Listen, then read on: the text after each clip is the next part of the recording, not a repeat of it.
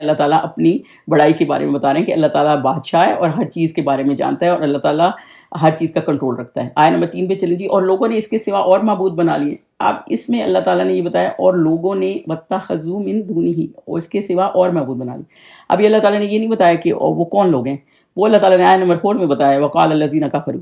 وہ ادھر اس لیے نہیں بتایا کہ دیکھیں یہ ہوتا ہے نا کہ ہاؤ ویئرڈ دیٹ از، اور لوگ یہ سوچتے ہیں اللہ ہی سب کرنے والے اور لوگ یہ سوچ رہے ہیں. پھر آپ کو کیوریاسٹی ہوتی ہے نا کہ وہ کون لوگ ہیں، تو پھر وہ نیچے اللہ تعالیٰ نے بتایا کہ وہ کافر ہیں. تو بیسیکلی ہم اس کو اسی طرح لے کے چلتے ہیں کہ لوگوں نے یعنی کافروں نے اس کے سوا اور معبود بنا لیے ہیں جو کوئی چیز بھی پیدا نہیں کر سکتے اور خود پیدا کیے گئے ہیں. مطلب ان کی کوئی کیپیسٹی نہیں ہے، کوئی ان کی ابیلٹی نہیں ہے. ایک ہوتا ہے نا آپ میں کوئی ابیلٹی تو ہوتی ہے کہ آپ کچھ کر سکیں گے. اب میں کوئی چیز کہوں کہ میں کر سکتی ہوں اور مجھے پتہ ہی نہیں ہے کہ کیسے کرتے ہیں، تو آپ کیسے آپ کہہ سکتے ہیں؟ ظاہر ہے. تو وہی والی مسئلہ ہے کہ آپ کچھ کر ہی نہیں سکتے، آپ کو نظر ہی آ رہا ہے کہ وہ کچھ کر ہی نہیں سکتے. اور دوسری بات یہ کہ یہ بتوں کو جو پوجتے تھے وہ تو نان لیونگ تھے، تو وہ نان لیونگ تھنگ ویسے بھی کیا کر سکتی ہے؟ تو وہ اور خود پیدا کیے گئے، یعنی ان کو تو خود یعنی پتھر بھی اللہ کے ہی بنائے ہوئے ہیں. ہر چیز تو اللہ نے ہی بنائی ہے نا. اور نہ اپنا نقصان اور نفع کا کچھ اختیار رکھتے ہیں. وہ تو اپنا کچھ نفع نقصان نہیں کر سکتے. جیسے ہم نے حضرت ابراہیم کا قصہ پڑھا تھا کہ انہوں نے سارے بتوں کو توڑ دیا، ایک رہ گیا. تو اور جب ان کو کہا نا کہ بڑے نے چھوٹے ساروں کو مار دیا، تو وہ کہنے لگے یہ کس طرح مارے گا، یہ تو کر ہی نہیں سکتا. تو ایکچولی دے نو کہ وہ کیسے کرے گا، وہ تو نہیں کر سکتا. تو یہی مسئلہ ہے نا، نہ وہ اپنا نقصان، نہ وہ خود کو بچا سکتے ہیں، نہ نقصان کر سکتے ہیں نفع. تو آپ کا نفع نقصان کیسے کریں گے؟ اور نہ مرنا ان کے اختیار میں ہے. مطلب نہ ان کو پتہ ہے کہ انہوں نے کب مرنا ہے اور نہ ان کو پتہ ہے کہ انہوں نے کب جینا ہے. مرنا، جینا اور پھر مر کے اٹھا دینا، یہ سب اللہ تعالیٰ کو ہی پتہ ہے اور یہ اللہ تعالیٰ کو ہی کے ہی اختیار میں ہے. ایون حضرت عیسیٰ کو پتہ نہیں تھا کہ وہ اس طرح اٹھائے جائیں گے جب ان کو سلیب پہ اوپر لے جایا جا رہا. تو یہ تو سب اللہ تعالیٰ کے کنٹرول میں ہے کہ انہوں نے ان کو بچا لیا اور پھر اللہ تعالیٰ ان کو دوبارہ نازل کریں گے. اور ایون حضور صلی اللہ علیہ وسلم بدر میں کتنی دعا کرے تھے اللہ تعالیٰ نے، حالانکہ ان کو یہ بھی بتا دیا تھا کہ یہ ہاں ابو جہل نے اسی بدر کے مقام پہ مرنا ہے. اور لیکن پھر بھی ان کو ہوتا ہے نا جیسے ابھی اس پروسیس سے نہیں گزرے تھے. جیسے دنیا کا نظام اسی طرح چلتا ہے نا کہ پھر آپ امید اللہ تعالیٰ سے رکھتے ہیں کہ یا اللہ ایسے ہو جائے. آپ کو پرفیکٹ ایگزیکٹ تو پتہ نہیں ہوتا، آپ تو انسان ہی ہیں. تو کتنی دعا کرتے تھے کہ حضرت ابوبکر بھی کہنے لگے کہ بس کر دیں، اللہ تعالیٰ نے سن لی ہے آپ کی دعا. تو مطلب یہی ہے نا دعا کرنے کا مقصد. ورنہ تو حضور صلی اللہ علیہ وسلم دعا ہی نہیں کرتے کہ انہیں ہوتا کہ اللہ نے، اگر انہیں انسان نہ ہوتے انہوں نے پہلے ہی پتا ہوتا کہ ایسے ہی ہو جانا. تو وہ بھی ایک انسان تھے. عبد ہی اس لیے بھی یوز ہوا تھا پہلی آیت میں کہ اللہ وہ بھی ایک انسان تھے. ان کو بھی اللہ تعالیٰ نے اتنا ہی بتایا ہوا تھا جتنا کہ اللہ تعالیٰ نے بتانا تھا. جتنا باقی سارا غائب کا علم، چھپا ہوا کھلا، سب اللہ تعالیٰ ہی جانتے.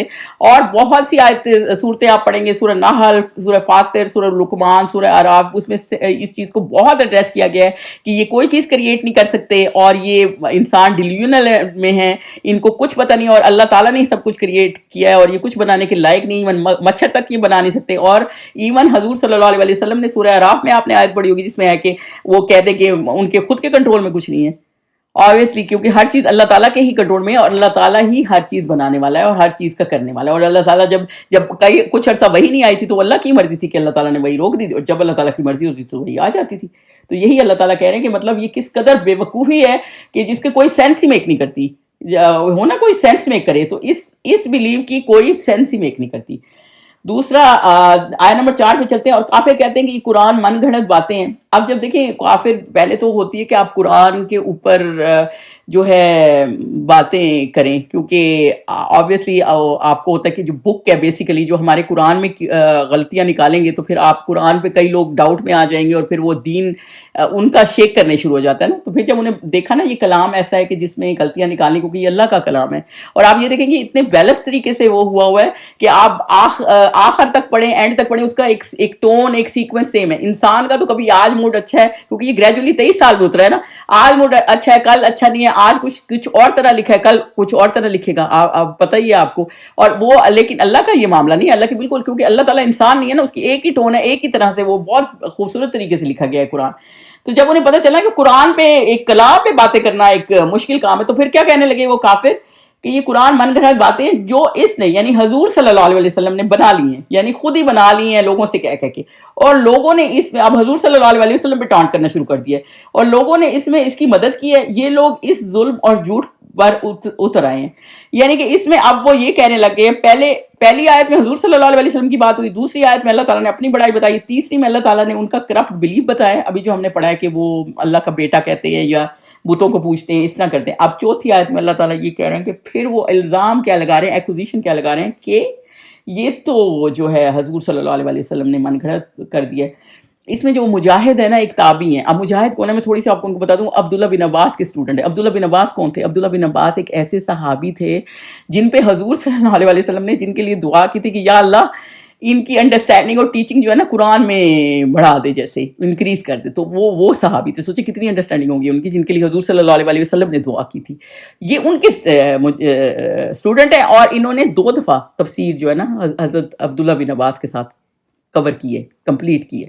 تو سوچیں ان کی جو, اسی لیے جب ہم ان تابعین جو ہوتے ہیں ان کو کوٹ کر رہے ہوتے ہیں نا, تو ان کی بھی بہت ایک ویٹیج ہوتی ہے, بہت ویلیو ہوتی ہے. وہ ایسے عام اسکالر سے پڑھے ہوئے نہیں ہوتے کہ خاص اسکالر سے, صحابیوں سے پڑھے ہوئے ہوتے ہیں. تو بیسیکلی وہ یہ کہتے ہیں کہ یہ جو آیت ہے نا اس میں اس کی تفسیر انہوں نے اس طرح کی کہ جیسے 4 وہ سلیوز تھے ان زمانے میں جو رومن تھے, ایک داس تھے, ایک ابو فقاہ تھے, ایک جبر تھے اور ایک کوئی اور تھے. ابو داس تو وہ تھے نا جب حضور صلی اللہ علیہ وسلم طائف سے واپس آ رہے تھے اور انہوں نے بہت زیادہ 3 میل تک حضور صلی اللہ علیہ وسلم کو پتھر مارتے رہے, پیروں پہ ان کے ٹارچر کرتے رہے. سوچیں کوئی نبی سہے گا اس طرح؟ اللہ کا کلام سچا اور اللہ پہ فرم بلیو ہوتا ہے تبھی بندہ آگے چلتا رہتا نا. تو پھر وہ جس باغ میں رکے تھے نا, میں ان شارٹ آپ کو بتا دیتی ہوں کہ پتہ ہی ہوگا آپ کو اسٹوری, تو اس میں وہ جو اسے نوکر بھیجا تھا حضور صلی اللہ علیہ وسلم کے پاس گریپ کے, اور وہ حضرت یونس علیہ السلام کی فیملی سے تھا. تو وہ ایک اس کا نام لیتے تھے اور باقی کچھ رومن تھے یہ سارے. اور آپ کو یہ بتا دوں کہ جن سلیوز کا بھی وہ نام لیتے تھے وہ سارے کنورٹ ہو چکے تھے. یہ کہتے تھے حضور صلی اللہ علیہ وسلم کا کیا طریقہ تھا, ان کا یہ طریقہ تو تھا ہی نہیں کہ یہ ایلیٹ کلاس ہے تو میں ان کے ساتھ بیٹھوں اور یہ غریب ہے تو ان کے ساتھ نہ بیٹھوں. تو ہر بندے کے ساتھ بیٹھتے تھے, ہر بندے کو پیغام دیتے تھے, کیونکہ وہ ساری انسانیت کے لیے آئے تھے نا, تو ہر کسی کو ایکولی ٹریٹ کرتے تھے. تو ان کا خیال یہ تھا کہ وہ حضور صلی اللہ علیہ وسلم جو ہے نا ان سے, کیونکہ یہ پہلی کتابوں والے جو لوگ ہیں جو رومن ہیں ان کے پاس یہ کہانیاں ہیں, کیونکہ ظاہر سی بات ہے وہ بھی کتابیں اللہ کی ہیں نا, جو تورات ہے انجیل ہیں, تو ان میں بھی ان کا ذکر تو ہے, حضرت عیسیٰ کا, حضرت سلیمان کا, حضرت موسیٰ کا. تو ان سے سنتے ہیں اور یہ یہاں آ کے لوگوں سے لکھواتے ہیں. حضور صلی اللہ علیہ وسلم لکھواتے تو تھے قرآن, صحابیوں کو بلا کے جب کوئی آیتیں آتی تھی جوٹ ڈاؤن تو کرتے تھے, لیکن وہ یہ نہیں تھا کہ وہ ان لوگوں کو تو کیا پتہ تھا, ان لوگوں تو کچھ پتہ نہیں تھا. یہ تو خود حضور صلی اللہ علیہ وسلم سے سن کے خود مسلمان ہوئے تھے. تو بیسیکلی یہ الزام لگاتے تھے کہ ان کی مدد سے قرآن لکھ رہے ہیں. تو لوگ یہ بھی کہہ سکتے تھے کہ قریش کے پاس کتنے پیسے تھے اور کتنے وہ انٹلیکچوئل بنتے تھے, تو وہ لیکن نہیں لکھوا سکے کوئی صورت بھی ایسی. تو ظاہری سی بات ہے یہ انسان کا لکھا ہوا تھا ہی نہیں, ورنہ وہ نہیں کر لیتے یہ. اور بلکہ وہ کوئی بتا رہے تھے کہ سلمہ بن کذاب نے ایک صورت لکھنے کی کوشش بھی کی, تو اس کے اپنے ہی لوگ اس کو کہنے لگے کہ تم تو رہنے دو, مطلب ہمارے ہی سننے لائق نہیں ہے, کسی کو کیا سنانی ہے. تو یہ وہی بات ہے کہ جو اللہ کا کلام ہے نا اس میں خاص قسم کی کیچ ہوتی ہے, اور اتنی کیچ ہوتی ہے آپ خود سوچیں, بڑے ہوں, چھوٹے ہوں, ینگ ہوں, جوان ہوں, بوڑھے ہوں, کوئی ہو, قرآن میں بہت اٹریکٹ ہوتے ہیں. آپ کسی کنورٹڈ سے بات کریں گے نا تو وہ مین ان کا سورس آف کنورجن کا مقصد ہی وہ یہ کہ قرآن سن کے ہی ان میں ایک اثر اس طرح کا ہو جاتا ہے کہ وہ پھر اللہ کا دین پکڑ لیتے ہیں. تو یہی وہ یہ حضور صلی اللہ علیہ وسلم پہ وہ یہ ایلیگیشن لگاتے تھے, کیونکہ انہوں نے سننا نہیں تھا. تو اس لیے, اور یہ اللہ تعالیٰ یہ کہہ رہے ہیں یہ لوگ ظلم اور جھوٹ پر اترے ہیں. ظلمن وزورا, مطلب یہ وہی جو ایک جھوٹ کو خوبصورت سے بیان کر کے اس کو موڑ دینا, بات کو, سچ کو ایسے جھوٹ کی طرح موڑ کے اس کو کر دینا کہ یہ غلط بات کو اچھا بیان کر دینا کہ غلط ہی صحیح ہے, اور یہ ظلم ہے. ظاہر سی بات ہے, اب صحیح چیز کو صحیح جگہ پہ نہیں رکھیں گے تو یہ ظلم ہی ہے. جب آپ دماغ میں یہ ٹھان لیتے ہیں نا کہ ہم نے یہ بات سننی نہیں ہے, تو بھلے وہ بندہ آپ کو کتنا صحیح بات کر رہا ہو تو پھر آپ اس کی بات سمجھیں گے ہی نہیں. تو وہ یہی والی بات ہے کہ یہ اللہ تعالیٰ یہ بتا رہے ہیں کہ یہ حضور صلی اللہ علیہ وسلم پہ یہ الزام لگاتے تھے. اور میں آپ کو یہ بتاؤں کہ حضور صلی اللہ علیہ وسلم امی تھے. اب آپ کہیں گے کہ حضور اس زمانے میں کچھ صحابی پڑھے ہوئے بھی تھے, حضرت عمر بھی پڑھے لکھے تھے. تو حضور صلی اللہ علیہ وسلم کو اللہ تعالیٰ نے, حالانکہ اتنے اونچے خاندان سے تھے, کیوں امی رکھا؟ کیونکہ یہ چیز اس طرح آنی تھی نا کہ انہوں نے حضور نہیں تو انہوں نے کہنا تھا انہوں نے ہی گڑ لیا. حضور صلی اللہ علیہ وسلم نے, اب تو وہ کہہ رہے تھے نا کسی سے پوچھ کے کر رہے ہیں یہ, حالانکہ غلام کیسے ان کی اتنی انٹلیکچوئل سوچ ہو سکتی ہے کہ وہ اتنے ہائی لیول پہ جائیں, جبکہ مشرکین مکہ اس وقت خود کو اتنا انٹلیکچوئل سمجھتے تھے. ان سے بھی آگے تھا یہ قرآن. تو وہی اللہ تعالیٰ نے رکھا تھا کہ یہ واقعی ایک میریکل ہے. تو لوگ لیں کہ یہ میریکل ہے کہ حضور صلی اللہ علیہ وسلم تو امی ہے. اور ایک اسکالر میں سن رہی تھی وہ کہہ رہے تھے کتنے میں نے کنورٹڈ لوگ دیکھے ہیں جو اس بات پہ یہ جب حضور صلی اللہ علیہ وسلم کی ہسٹری پڑھی ہے اور پھر انہوں نے قرآن پڑھا اور انہوں نے دیکھا حضور صلی اللہ علیہ وسلم امی ہے اور پھر اتنی بہترین کتاب انہوں نے اس طرح بہترین طریقے سے ایکسپلین کی ہے تو وہ اس پہ بھی مسلمان ہو گئے ہیں. تو یہ بھی ایک اللہ تعالیٰ کا میریکل ہی ہے. آیت نمبر 5 پہ چلتے ہیں اور کہتے ہیں اور پھر اور کیا کہتے ہیں کہ یہ پہلے لوگوں کی کہانی ہے, مطلب یہ تو پرانی جیسے کہانی ہے, اور جس کو اس نے لکھ رکھا ہے اور وہ صبح اور شام اس کو پڑھ کر سنائی جاتی ہیں. تو بیسیکلی وہ اس کے بعد پھر آگے اور یہ کہہ کہ یہ تو پرانی کہانی ہے, جیسے آج کے لوگ نہیں کہتے یہ تو سٹوریز ہیں قرآن کی بار بار ریپیٹ ہو رہی ہیں. تو وہ وہی والی بات ہے. دیکھیں قرآن ایک ایسی چیز ہے, آپ کوئی بھی چیز کہیں ریپیٹ ہو رہی ہوتی ہے نا آپ صفحے آگے کر دیتے ہیں کہ یہ تو پہلے پڑھ لیا ہے, لیکن قرآن میں آپ ایسے نہیں کرتے کیونکہ وہی حضرت موسیٰ کی کہانی وہی چیزیں بار بار آ رہی ہوتی ہے نا, لیکن اس میں کوئی اور کیچ ہوتا ہے, اس میں کوئی اور بات ہوتی ہے. اللہ تعالیٰ نے اتنی خوبصورتی سے اس کو لکھا ہے اور اتنی اس پہ لکھا ہے کہ آپ کبھی یہ نہیں سوچتے کہ یار یہ تو پہلے پڑھ لیا. آپ کو یہ تو پتا ہوتا ہے بیک ان دا مائنڈ کہ اس کی ہسٹری کیا ہے, لیکن پھر آپ کو یہ ہوتا ہے کہ یہ واقعی یہ اس میں جو ہے باقی اس میں یہ پوائنٹ بھی تھا جو اللہ تعالیٰ نے یہاں اس سیکوینس کے حساب سے کور کیا جو اس صورت کے حساب سے جا رہا ہوتا ہے. تو یہی ان کا یہ خیال تھا کہ حضور صلی اللہ علیہ وسلم نے جیسے کرسچنوں کی کتابوں کو ملا کے تو جو یہ کتاب جو ہے وہ لکھ دی ہے, لکھوا لیا یا لکھ دی ہے, لیکن حالانکہ ایسا کچھ بھی نہیں تھا. اور یہ اور صبح شام ان کے پاس جاتے ہیں اور یہ کتاب اس طرح کرتے ہیں. اور کتبہ جو ہوتا ہے نا وہ آپ نے خود لکھی ہوتی ہے, اقتبا یہی ہوتا ہے کہ آپ نے ان سے کہہ کے لکھوائی ہے. اور یہ اور دوسرا یہ الزام لگا رہے تھے کہ ان کی اسٹوریاں سن کے ان کے کہہ کے لکھوائی ہے. چھٹی نمبر 6 آیت پہ چلتے ہیں, کہہ دو کہ اس نے اس کو اتارا ہے. اب حضور صلی اللہ علیہ وسلم سے اللہ تعالیٰ فرما رہے ہیں کہ آپ کہتے ہیں کہ اللہ نے اس کو اتارا ہے. اللہ کون ہے؟ اللہ وہ ہے جو آسمان اور زمین کی پوشیدہ باتوں کو جانتا ہے. اللہ وہ ہے جو ہر اس بات کو جانتا ہے کہ جس کو تم نہیں جانتے. تو اللہ تعالیٰ اب سائنس آپ سوچیں وہ بچے کی ہوم کی جو پوری ایک پروسیس ہے وہ اب سائنس کر رہی ہے کہ جیسے یہ یوں پروسیس ہے. کتنی دیر بعد یہ سائنس نے جا کے کیا ہے, اور اللہ تعالیٰ نے پہلے 1400 سال پہلے ہی بتایا ہوا تھا. تو اللہ تعالیٰ تو اندر کی باتیں جانتا ہے نا, اللہ تعالیٰ تو راز سارے جانتا ہے. اب سائنس کہتی ہے کہ پلانٹس کے بھی 2 جوڑے ہوتے ہیں, حالانکہ پہلے بتایا ہوا بھی نہیں تھا سائنس نے, لیکن اللہ تعالیٰ نے قرآن میں یہ بتایا ہوا تھا. اور جو آسمانوں اور زمین کی پوشیدہ باتوں کو جانتا ہے بے شک وہ بخشنے والا اور مہربان ہے. دیکھیں اللہ تعالیٰ نے یہاں اپنے ورڈز غفور اور رحیمہ کیوں یوز کیے ہیں کہ اتنا سارا میس کر رہے ہیں, اتنا الزام لگا رہے ہیں, موک کر رہے ہیں, حضور صلی اللہ علیہ وسلم کو تنگ کر رہے ہیں, لیکن اللہ تعالیٰ کا نا پھر بھی دروازہ, اللہ تعالیٰ کتنا رحمان ہے, اللہ تعالیٰ کا دروازہ جو ہے نا معاف کرنے والا اور رحم والا پھر بھی کھلا ہے کہ اگر واپس آ جاؤ اور سمجھ جاؤ کہ اللہ بھی بندوں کو دوزخ میں ڈالنا نہیں چاہتا. میں یہ کہنا چاہتی ہوں کہ اللہ تعالیٰ بھی اتنا مہربان ہے, اتنا غفور الرحیم ہے کہ اتنا کچھ کرنے کے بعد بھی اللہ تعالیٰ کہتا ہے کہ ڈور جو ہے نا اوپن ہے. آپ یہ سوچیں گے 20 سال تک تنگ کیا لوگوں نے حضور صلی اللہ علیہ وسلم کو, رشتہ دار فیملیز کے مار دیے, اور پھر جب فتح مکہ ہوا کتنے لوگ آئے, ہند بھی بی بی آئی جو بھی آئے سب کو معاف کر دیا. مطلب کوئی کرے گا معاف اس طرح؟ مطلب اتنے لوگوں نے ٹارچر کیا پھر بھی معاف کر دیا. تو یہ اللہ تعالیٰ کا ایک طریقہ کار ہے, اور یہ اللہ تعالیٰ کا یہ کہ اتنا کر کے بھی آ جاؤ گے نا, واپس لوٹ آؤ گے پھر بھی اللہ معاف کر دے گا, کیونکہ اللہ تعالیٰ اپنے اب اس سے سوچیں رحیم کا لفظ اس لیے یوز ہوا کہ اللہ تعالیٰ اتنا رحمان ہے. کوئی ہوگا آپ سوچیں آپ کا دل ہوگا اتنا جو اتنا الزام دے, اتنا آپ سورہ حضرت صلی اللہ علیہ وسلم کا طائف کا واقعہ پڑھیں گے نا تو آپ حیران رہ جائیں گے. جب وہ طائف گئے نا اور وہ نہیں مانے, وہ 3 بھائی تھے اور وہ نہیں مانے کہ ہم جب مکہ والے تنگ کر رہے تھے تو وہ نہیں مانے. تو حضور صلی اللہ علیہ وسلم نے ان کو کیا کہا کہ مجھے آرام سے یہاں سے جانے دو. انہیں سمجھ آ گئی تھی نا کہ یہ ایول ہو رہے ہیں, تو انہوں نے کہا کہ آپ مجھے آرام سے یہاں سے جانے دیں. ٹھیک ہے آپ نہیں مانے, کوئی مسئلہ نہیں ہے دین کا. تو جب انہوں نے کیا کیا, انہوں نے لوگوں کو 3 میل تک دونوں سائڈوں میں سڑک کے کھڑا کیا, اور وہ باقاعدہ حضور صلی اللہ علیہ وسلم کو پیروں کو وہ کر رہے تھے ٹارگٹ کہ ان کے نا چلنے کے اس میں نہ ہو, تو لو لوان کرتے ہیں. اتنا لو لوان کیا کہ ان کی چپل اس طرح کی تھی, وہ بعد میں جب باغ آیا نا وہ جس میں وہ رکے تھے, وہ مکی کسی بندے کا باغ تھا جس کی وجہ سے وہاں سے اٹھ کے چلے گئے. جب وہ وہاں تک پہنچے تو ان کی نا چپل بھی اتر نہیں رہی تھی, اتنی خون میں لت پت تھی ان کی چپل بھی. آئی ایم جسٹ سیئنگ کہ اتنا ظلم کیا. اور پھر بھی جب حضرت جبرائیل آئے, اسی وقت ہی حضرت جبرائیل آئے اور انہوں نے کہا کہ یا رسول اللہ, اور ایک فرشتہ ساتھ لائے کہ یہ پہاڑوں کو کنٹرول کرتا ہے, اگر آپ کہیں تو ان کو سمیش کر دیں اس وادی کو طائف کی. تو حضور صلی اللہ علیہ وسلم نے کہا نہیں ان میں بھی کوئی خیر والا نکل آئے گا. پھر بھی انہوں نے یہ نہیں کیا. ہم ہوتے تو ہم کہتے تیس نیس نہ کر دیں, یہ حالت یہ کر دی ہے, آپ یہ سوچیں. تو اس وجہ, اور حضرت زید بھی صرف ان کے ساتھ ہے اور ان کو بھی پتھر مار کے ان کا بھی سر پھاڑ دیا. مطلب اتنی بدتمیزی ہے کہ پھر بھی اللہ تعالیٰ کیا لکھ رہا ہے, غفور الرحیمہ, کہ اللہ تعالیٰ پھر بھی معاف کر دے گا اور وہ کر دے گا اگر اللہ تعالیٰ کی طرف واپس آ جاؤ گے. تو یہ اللہ تعالیٰ کی مہربانی ہے. آیہ نمبر 7 پہ چلیں جی.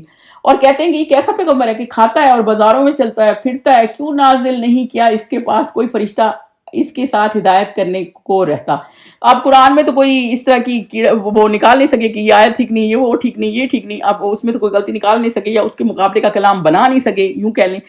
تو اب حضور صلی اللہ علیہ وسلم کے اوپر شروع ہو گئے کہ جی یہ کھاتے ہیں پیتے ہیں اور یہ بازاروں میں گھومتے ہیں, تو یہ کیسے ان کے ساتھ کوئی فرشتہ مطلب کوئی ایسا کیوں نہیں چلتا ساتھ, جیسے باڈی گارڈ ساتھ لے کے چلے. بھائی وہ اللہ کے نبی ہیں, وہ خود ہی ایک بہت بڑا میریکل ہے اپنی اون پہ. تو اور دوسرا یہ کہ یہ جیسے یہ کافر پیچھے لگ جاتے تھے نا, ابو لہب تو حضور صلی اللہ علیہ وسلم کے پیچھے ہی لگ جاتا تھا کہ جی اس کی نہ سنو, اس کی نہ سنو, اور وہیں ٹارچر کرنے لگ جاتا تھا, لوگوں کو کہنے شروع ہو جاتا تھا. سوچے آپ اللہ کا پیغام دے رہے اور پیچھے کوئی آپ کے اس طرح باتیں کرے تو کتنا برا آپ کو لگے گا. اور تو لیکن اس پہ اب یہ کہہ رہے تھے کہ یہ انسان ہے, اب وہ اینجل ہوتا تو ان کو ہوتا یہ اینجل ہے. تو یہ اللہ تعالیٰ نے کہا کہ بالکل ہی نا ایک یوز لیس قسم کا آرگومنٹ بناتے ہیں کہ انہی میں سے اللہ نے پیغمبر بھیجا اور ان کے سامنے پلے بڑے ہیں اور ایک صادق الامین ہے, اور پہلے ان کی بات سنتے تھے, اب جب دین آیا تو اب ان کی بات سننے سے انکار کر گئے, اور اب کہہ رہے ہیں کہ کھاتے پیتے ہیں اور ایسے کیوں ہیں اور کھاتے پیتے کیوں ہیں اور اس طرح کے کیوں ہیں, اور یہ مطلب بس موکری کرنے کے لیے کہ بازاروں میں کیوں چلتے ہیں. حالانکہ حضور صلی اللہ علیہ وسلم جب مارکیٹ پلیس میں بھی جاتے تھے نا تو بھی لوگوں کو سکھا ہی رہے ہوتے. ایک بندہ تھا تو اس نے گرین نا سارے ڈرائی والے اوپر کیے ہوئے تھے اور جو اس کی بارش سے گیلے ہو گئے تھے نا وہ نیچے کیے ہوئے تھے. تو حضور صلی اللہ علیہ وسلم نے کہا کہ اس طرح مت کرو, مطلب جب آپ بیچ رہے ہیں تو آپ کلیئرلی صحیح بتا کے بھیجیں. تو انہوں نے کہا یہ تو رین سے ایسے ہوئے, پھر بھی حضور صلی اللہ علیہ وسلم نے کہا کہ یہ نہیں ہے صحیح طریقہ, جو نیچے والے ہیں وہ نیچے اگر گیلے ہیں تو وہ لوگوں کو بتاؤ کہ یہ گیلے ہیں. تو حضور صلی اللہ علیہ وسلم دیکھیے قرآن میں نا کوشچن منع نہیں. حضور صلی اللہ علیہ وسلم سے بھی صحابی 1000 کوشچن پوچھتے تھے, لیکن اس طرح کوشچن پوچھنا کہ آپ نے ماننا نہیں ہے اور کوئی نہ کوئی اعتراض کرنا ہے, صرف اس بندے کو نیچے دکھانا ہے یا اللہ کے کلام کو نیچے دکھانا ہے, وہ چیز اور ہے. اگر آپ نے سمجھنے کے لیے نا تو اس کو انکریج کیا ہے, اللہ تعالیٰ نے اس کا جواب بھی دیا. بہت سے ایسے کوشچن سے جو بیویاں کرتی تھیں, حضور سورہ مجادلہ تو اتری ایسی بیوی پہ کہ آ کے طلاق کا معاملہ انہوں نے کہا, حضور صلی اللہ علیہ وسلم نے کہا وہی آئے, تو حضور اللہ تعالیٰ نے جواب دیا. تو باقاعدہ آیتیں اترتی تھیں. تو مسئلہ یہ کہ سوال پوچھنا منع نہیں ہے, لیکن فار دا سیک آف موکری یا فار دا سیک آف اس طرح کہ آپ نے ماننا نہیں ہے, نان سینس کرنی ہے بالکل, تو وہ اس کی اجازت نہیں ہے اسلام میں. آیہ نمبر 8 پہ چلیں جی. یا اس کی طرف آسمان سے خزانہ اتارا جاتا یا اس کا کوئی باغ ہوتا, مطلب اب یہ کہ کوئی امیر ہوتا تو یہ مان لیتے ورنہ یہ نہ مانتے. مطلب اللہ کے دین کی اپنی کوئی ان کو انڈرسٹینڈنگ کا کوئی معاملہ نہیں ہے کہ انڈرسٹینڈ کرنا ہے یہ اللہ کا دین ہے نہیں. وہ حضور صلی اللہ علیہ وسلم کے اوپر لگے ہوئے ہیں کہ وہ اتنے امیر نہیں ہیں یا ان کے پاس کوئی باغ نہیں ہے جس سے وہ کھاتے, یعنی وہ خود ان کے پاس کھانا نہیں ہے. کہ حضور صلی اللہ علیہ وسلم تو اس طرح کے تھے کہ وہ کہتے تھے کہ میں پریفر کرتا ہوں کہ ایک دن کھاؤں اور ایک دن نہ کھاؤں, میں ایک سلیو کی طرح کھانا چاہتا ہوں. مطلب وہ تو اس طرح کے بندے تھے نا, وہ اس طرح کے تھے ہی نہیں کہ وہ امیروں کی طرح جا کے بیٹھ جاتے یا بادشاہت کرنے آئے, بادشاہت کر کے بیٹھ جاتے. کوئی باغ ہوتا ہے کہ اس میں کھایا کرتے. اور ظالم کہتے ہیں, اللہ تعالیٰ نے ان کو باقاعدہ ظالم کہا ہے کہ تم تو ایک جادو زدہ شخص کی پیروی کرتے ہو. یعنی جب ان کو کچھ سمجھ نہیں آ رہا نا کہ حضور صلی اللہ علیہ وسلم کی بات کو کیسے نگیٹ کریں, کیسے ان کو بتائیں کہ آپ غلط ہیں, کیونکہ وہ غلط ثابت نہیں کر پا رہے, تو پھر جی آپ کے جادو ہے, آپ کا پیغام ہی ٹھیک نہیں ہے. یعنی کہ کسی طور ہی جو ہے نا انہوں نے بات کو سمجھنا نہیں ہے, کوئی نہ کوئی الزام حضور صلی اللہ علیہ وسلم کے اوپر دینا ہے. اور یہ اللہ تعالیٰ نے آیتیں قرآن میں اس لیے بھیجی ہیں کہ اللہ تعالیٰ نے حضور صلی اللہ علیہ وسلم کو بتانے کے لیے کہ اللہ تعالیٰ سب دیکھ رہا ہے, سب سن رہا ہے, اللہ کو پتہ ہے کہ یہ کس طرح آپ کو موقع کرتے ہیں. اور آخری آیت کیا ہے, اے پیغمبر حضور صلی اللہ علیہ وسلم کو کہا گیا دیکھو تو یہ تمہارے بارے میں کس طرح کی باتیں کرتے ہیں, سو گمراہ ہو گئے اور راستہ نہیں پا سکتے. تو بیسیکلی اللہ تعالیٰ نے اس میں حضور صلی اللہ علیہ وسلم کو کیا کہا ہے کہ یہ کافر تمہارے بارے میں کس طرح کی باتیں کرتے ہیں, یعنی کہ جو اس طرح کے ہیلے بہانے کرتے ہیں نا تو وہ گمراہ ہی رہیں گے, وہ کبھی سیدھے راستے پہ نہیں آ سکتے. کہ کبھی باغ نہیں ہے, آپ کو یہ پتہ ہے ابن اسحاق میں ہے کہ سارے کافر اتبا یہ سارے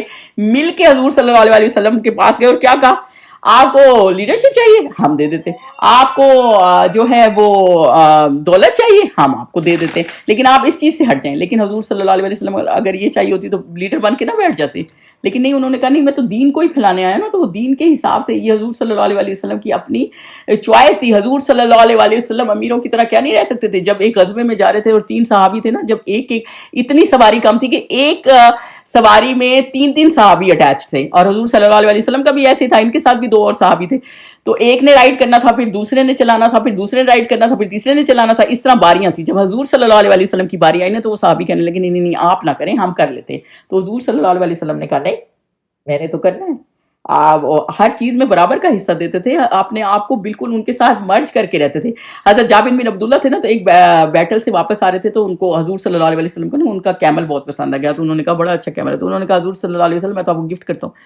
تو انہوں نے کہا نہیں اس کی قیمت بتاؤ، تو کہنے لگا نہیں نہیں. حضور صلی اللہ علیہ وسلم نے کہا نہیں میں تو قیمت ہی دوں گا. تو وہ کہنے لگے اچھا چلے میں آپ کو سمجھ لیں $1 کا دے دیتا ہوں، مطلب بالکل سستا کر کے دے رہے تھے. حضور صلی اللہ علیہ وسلم نے کہا نہیں اس کی قیمت جو ہے وہ دوں گا. تو حضور صلی اللہ علیہ وسلم نے کہا میں تمہیں 400 درہم دوں گا، یعنی وہ بہت پرائز تھی اس وقت.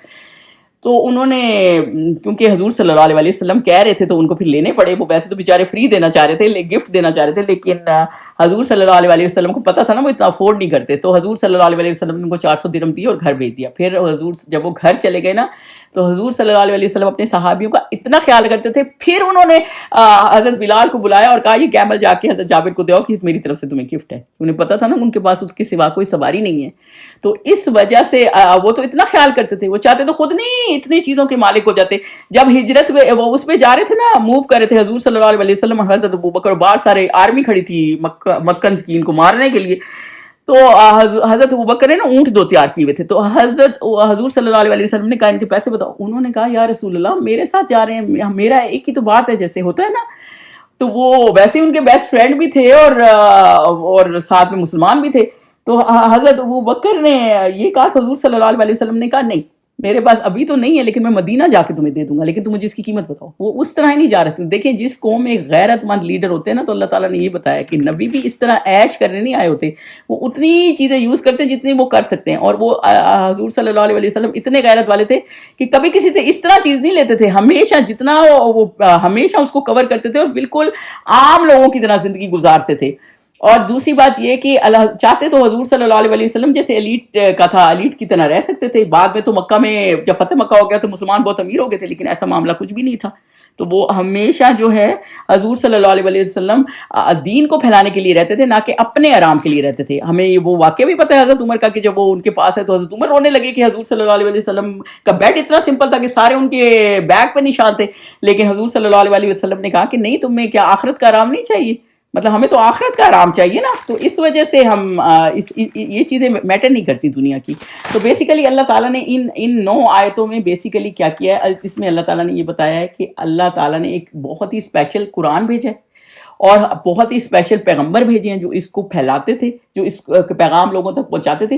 اور لوگ کس طرح موک کرتے تھے جو کہ یوز لیس ایک پوائنٹ تھے، اور کس طرح شرک کرتے تھے جو بالکل یوز لیس تھے. اب اگلی جب ہم آیتیں کریں گے، اور وہ جو اس یوز لیس چیزوں میں جو آخری آیت میں یہ بھی ایک پوائنٹ ہے کہ جو اس یوز لیس چیزوں میں پڑا رہے گا نا، پھر وہ اس گمراہ ہی رہ جائے گا، پھر وہ ساری زندگی جو ہے نا آگے گائیڈنس میں نہیں آ سکے. تو بیسک چیز تو ہدایت ہے نا، تو پھر ہدایت میں آنے جگے گا. اگر آپ اتنی کجیوں میں ہی پڑے رہیں گے نا کہ یہ کیسے اور وہ کیسے، تو پھر آپ اس چیز میں ہی پھنسے رہیں گے، پھر آپ اس سے نکل نہیں پائیں گے. کچھ چیزیں ایمان کا حصہ ہوتی ہیں جو آپ کو یہ سمجھ آنا چاہیے کہ یہ اللہ تعالیٰ ایک اتنا بڑا ہے اور اللہ تعالیٰ کچھ بھی کر سکتا ہے. جب آپ اللہ کی بڑائی جان لیں گے نا کہ اللہ تعالیٰ مالک ہے ہر چیز کا اور ہر چیز کا کرنے والا اور ہر چیز کا کنٹرول ہے، تو پھر آپ کو یہ جاننے میں یہ میرے کل کے حضور صلی اللہ علیہ وسلم معراج پہ کیسے گئے یا یہ واقعہ کیسے ہو گیا اور وہ کیسے، تو آپ کو جاننے میں کوئی مشکل نہیں ہوگی.